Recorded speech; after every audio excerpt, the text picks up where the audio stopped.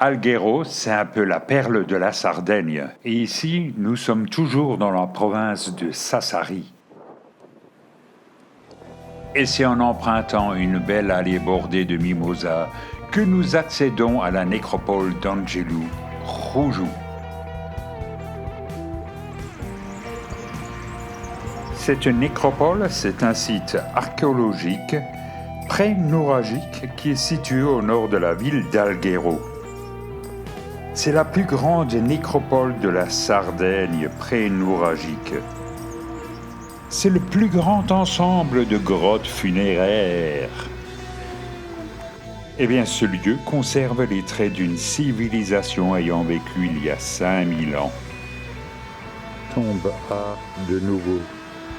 C'est une vallée de 38 tombes creusées dans le grès et qui remonte à 3200 jusqu'à 3800 avant Jésus-Christ, à l'intérieur desquelles ont même été retrouvés des morceaux de pierre utilisés pour les creuser. L'ensemble a été découvert en 1903. 31 de ces tombes sont situées sur une petite colline et les sépultures Domus de Janas, ce sont des maisons de fées, ont deux types d'accès, l'un plutôt étroit comme un puits, à partir duquel se développe un plan irrégulier et des cellules curvilignes, et d'autres à dromos, composés d'un couloir à ciel ouvert, parfois de grande taille, avec des escaliers à l'entrée. Dans ce cas, la disposition de l'hypogée est régulière et les cellules sont rectilignes.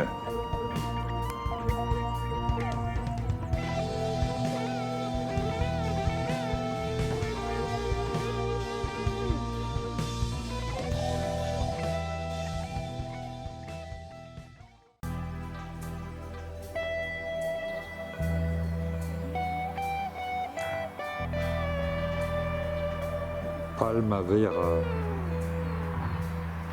Le complexe nouragique de Palmavera, c'est un site de l'âge de bronze.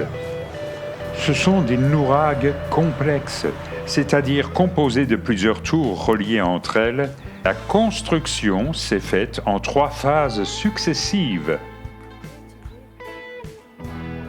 La tour principale appartient à la première phase, c'est-à-dire le 15e, 14e siècle avant Jésus-Christ, et conserve la salle centrale couverte à Toulouse. Elle est réalisée en pierre calcaire. Elle est de type archaïque avec une entrée sans montant et des niches à peine ébauchées. Pendant la seconde phase, une seconde tour a été rajoutée et les murs de la tour principale ont été recouverts à l'aide de blocs de grès. Les 2 tours communiquent par l'intermédiaire d'une cour intérieure et d'un couloir à niche.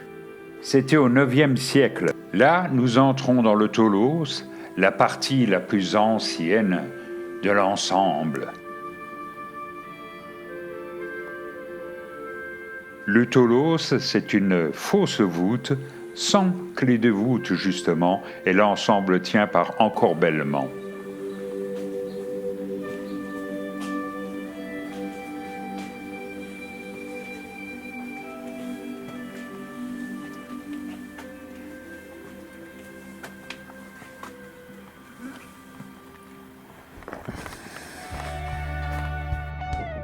Pendant la 3e phase, du 9e au 8e siècle avant Jésus-Christ, il y a eu la construction d'autres édifices, la maison des réunions par exemple.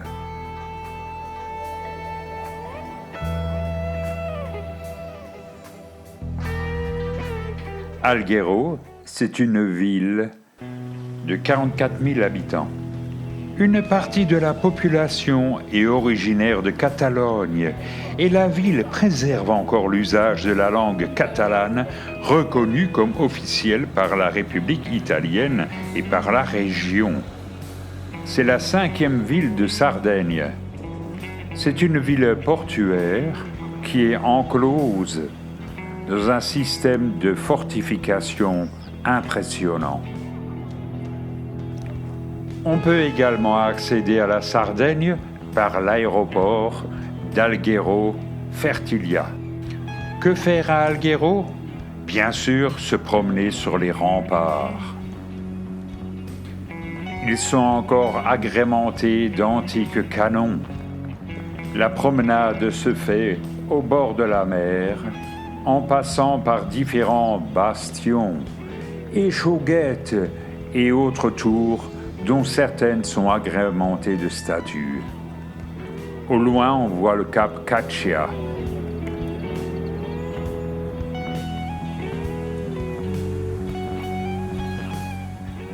Outre la visite d'Alghero intramuros, la promenade sur les remparts s'avère très agréable.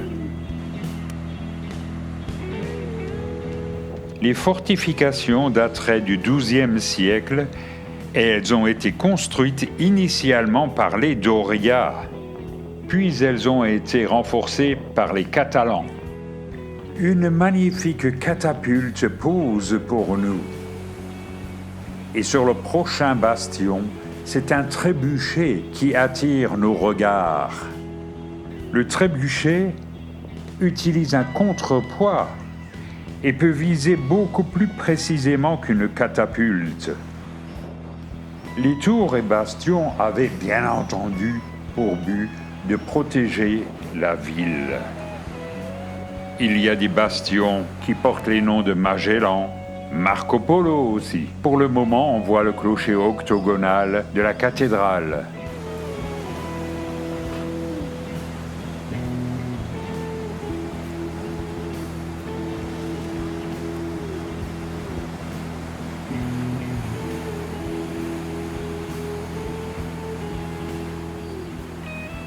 La tour San Giacomo date du XVe siècle.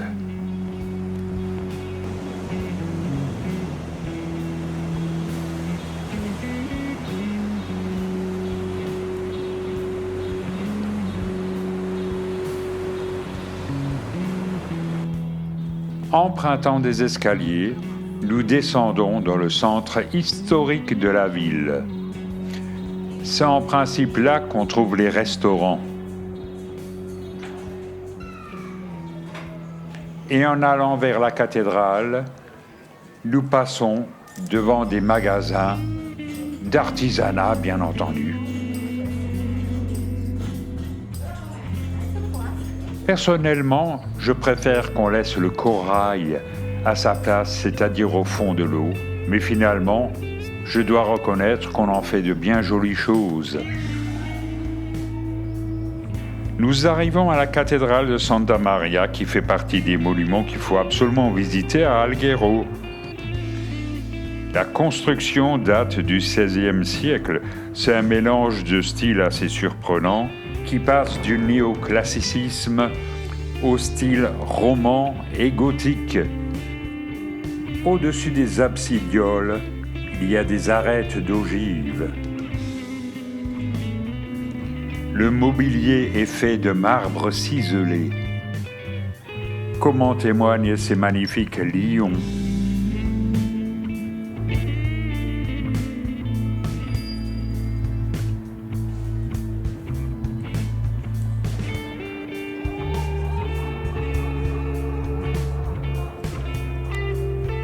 De là, nous quittons la cathédrale et le centre-ville.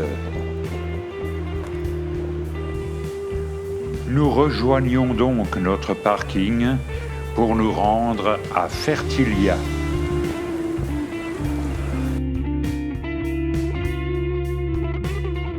Fertilia se trouve à 6 km d'Alghero. Le village de Fertilia est officiellement né le 8 mars 1936, avec la pose de la première pierre de l'église paroissiale. Pendant la guerre, Fertilia devint l'un des camps de concentration pour les Slaves. Après la Deuxième Guerre mondiale, ce sont les exilés d'Istrie et de Dalmatie qui ont peuplé le village, ce qui en fait un microcosme. Le village était dédié à San Marco, c'est pour ça qu'on voit son lion ailé sur une colonne. Autrement, Fertilia a été construite dans un style Bauhaus, typique du fascisme italien. Et au loin, Alghero se prélasse dans le couchant. Assurément, Alghero sera une de nos plus belles étapes en Sardaigne.